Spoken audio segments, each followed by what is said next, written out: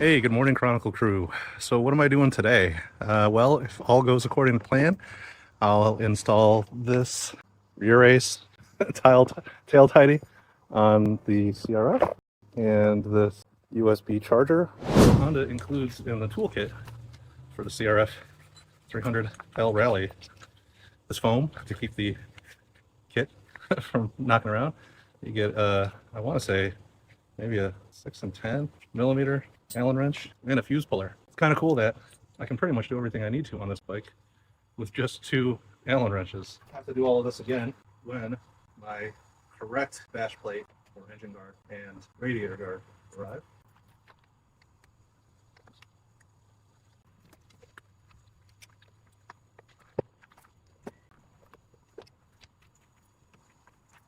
All right, tail tidy. List of components. Picture 1, picture 2.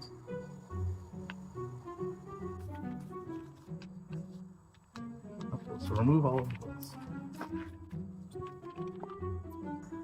The 2 forward body heads there. Remove the 2 rearward. Remove the rear cowl to access the wiring.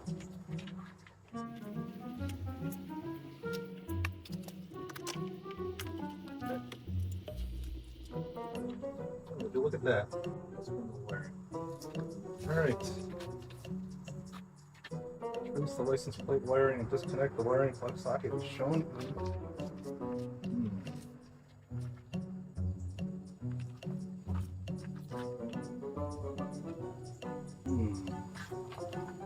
Turn signal, brake signal, green wires for lighting. Yep, no more brake light. Picture 6. Carefully remove the license plate bracket while feeding the wiring through the hole in the undertail.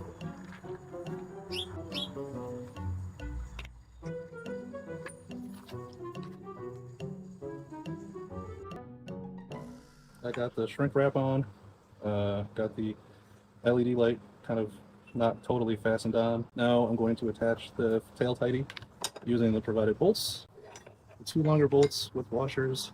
Guess the spacers come in later. I really don't like working in a gravel driveway. Not only is it super uncomfortable to crawl around in, especially under a vehicle, stuff just seems to get lost easily if you drop it. After the new license plate bracket onto position, feeding the wiring through, secure using the 2 longer bolts with washers in position shown in picture 11. So looks like the shorter one, 16 millimeters, will go rearmost. As always, it's probably easier if you have extra hands.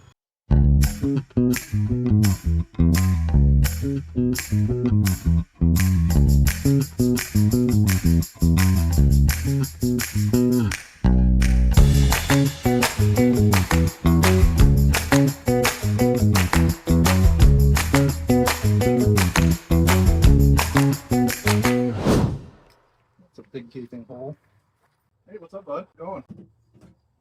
You helping mom out with some gardening and yard work today? Not the license plate wires to the stock license plate light as follows: yellow, red to brown, black to green. Must have been another piece I wanted it. Do something.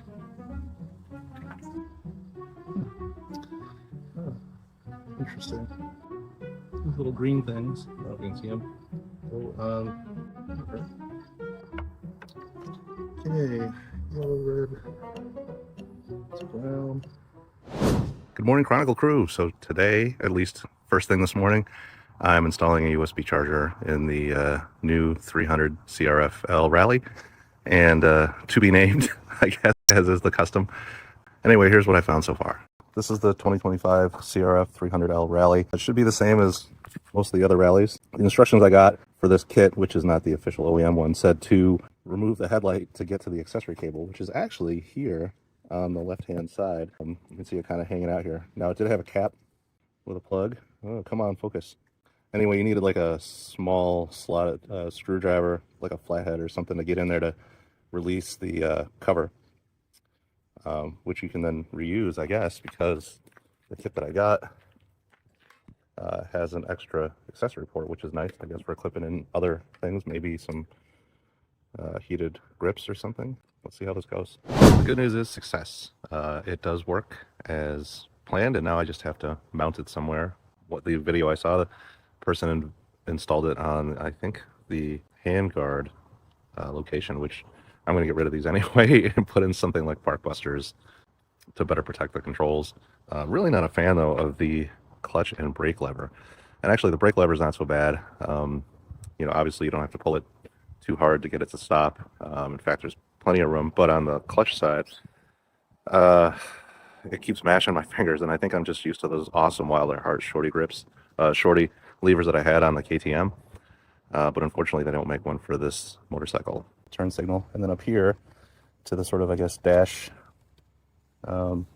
screw, and it kind of worked, but it wanted to come out towards the back, and I was concerned about the clearance for the handlebars when turning, especially with the wire plugged in. So I mounted it in the recommended location to the clutch cable, but it seems fine. I don't notice any flex in that cable, unlike these two, which I think must be on brake lines or something.